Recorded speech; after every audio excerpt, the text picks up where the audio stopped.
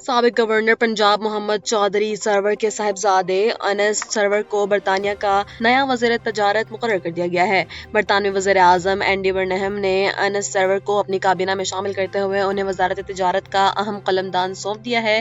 اس نئی تقرری کے ساتھ ہی انس سرور ایوان لارڈز کے رکن بھی بن جائیں گے، جس کے بعد انہیں برطانیہ کے تینوں ایوانوں سے وابستگی رکھنے کا ایک منفرد اعزاز حاصل ہو جائے گا۔ واضح رہے کہ انس سرور اس سے قبل بھی برطانوی سیاست میں کئی اہم انتظامی اور سیاسی ذمہ داریاں بخوبی انجام دے چکے ہیں۔ مستونگ کے علاقے ولی خان میں نامعلوم افراد نے سیشن جج کی گاڑی پر فائرنگ کر دی، جس کے نتیجے میں سیشن جج عبدالحکیم کاکڑ اور ان کا گن وین جم بحق ہو گئے۔ ڈی پی او اعلیٰ بخش بلوچ کے مطابق کوئٹہ سے مستونگ آتے ہوئے پیش آنے والے اس واقعے میں ایڈیشنل سیشن جج طارق لاشاری سمیت 2 افراد شدید زخمی بھی ہوئے ہیں۔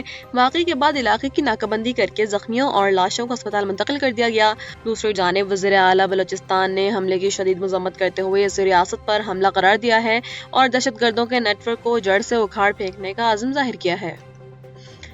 امریکی وزیر خارجہ مارکو روبیو نے ایران کو سخت وارننگ دیتے ہوئے کہا ہے کہ جب تک تہران اپنے رویے میں تبدیلی نہیں لاتا، اسے ہر گزرتی رات کے ساتھ بھاری قیمت چکانا پڑے گی۔ منیلا میں آسیان کانفرنس کے موقع پر صحافیوں سے گفتگو کرتے ہوئے انہوں نے دعویٰ کیا ہے کہ ایران معاہدے کی منتیں کر رہا ہے، لیکن فی الحال تیار دکھائی نہیں دیتا۔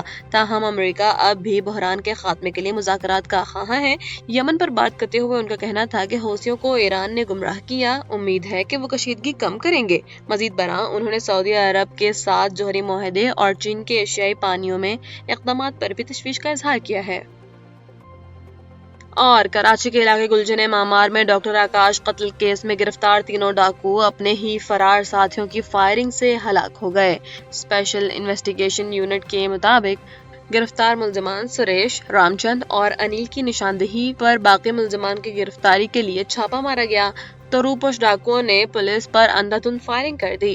فائرنگ کے اس تبادلے میں ایک پولیس اہلکار زخمی ہوا، جبکہ زیر حراست تینوں ڈاکو شدید زخمی ہو کر ہسپتال منتقلی کے دوران دم توڑ گئے۔ پولیس کے مطابق ہلاک ملزمان نے 13 جولائی کو کلفٹن میں بینک کے باہر ڈاکوؤں کے ساتھ مل کر ڈاکٹر آکاش کو قتل کر کے 25 لاکھ روپے لوٹے تھے، جبکہ فرار ہونے والے 3 ملزمان کی تلاش جاری ہے۔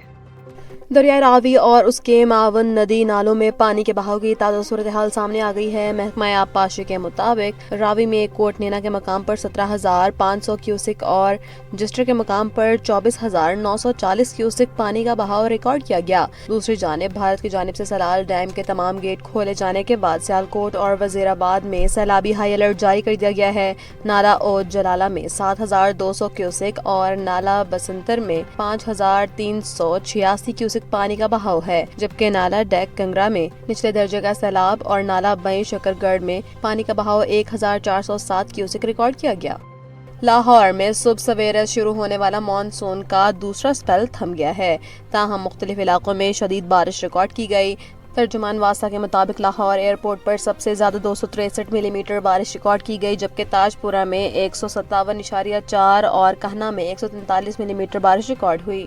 دوسری جانب گوجرانوالا میں تیسرے روز بھی وقفے سے بارش کا سلسلہ جاری ہے، جہاں لاہور سے منگوائی گئی اضافی مشینری کے ذریعے نشیبی علاقوں سے پانی نکالنے کا تمام کام تیزی سے جاری ہے۔ ادھر گلگت کے شہر کنوداس کی مرکز کالونی میں ندی نالوں میں طغیانی کے باعث پانی گھروں میں داخل ہو گیا ہے، جس سے متعدد مکانات کو شدید نقصان پہنچا ہے۔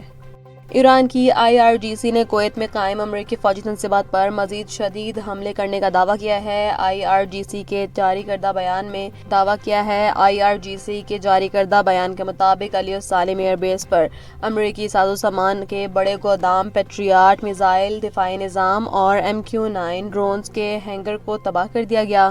اس کے علاوہ الادیری بیرکس میں امریکی فوجیوں کی رہائش گاہوں، 2 ہیلی کاپٹر ہینگرز اور ایک اہم ٹیلی کمیونیکیشن ٹاور کو بھی نشانہ بنایا گیا، جسے ایران نے اپنے مواصلاتی نظام میں امریکی حملوں کا بلا مباشرہ جواب قرار دیا ہے۔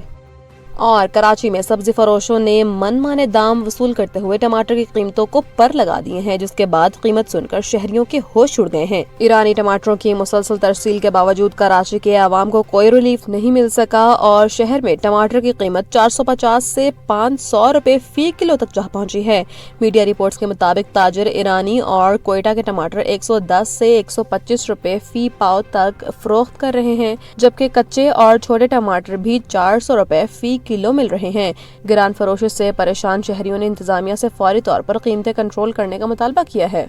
صدر مملکت آصف علی زرداری نے ملک بھر میں مانسون کی حالیہ شدید بارشوں کے پیش نظر تمام متعلقہ اداروں کو ہائی الرٹ رہنے کی ہدایت کی ہے۔ صدر مملکت نے NDM میں PDMEs اور مقامی اداروں کو آپس میں مکمل رابطہ برقرار رکھنے کی تاکید کرتے ہوئے کہا ہے کہ گلگت بلتستان اور آزاد کشمیر میں آبی صورتحال کی مسلسل نگرانی کی جائے اور حساس علاقوں میں امدادی سامان پیشگی پہنچایا جائے۔ انہوں نے سیاحوں اور مقامی آبادی کے تحفظ کے لیے فوری اقدامات کرنے پر زور دیا ہے، جبکہ بارشوں کے دوران جاں بحق افراد کے لاحقین سے تعزیت اور ریسکیو اہلکاروں کی خدمات کو خراج تحسین پیش کیا ہے۔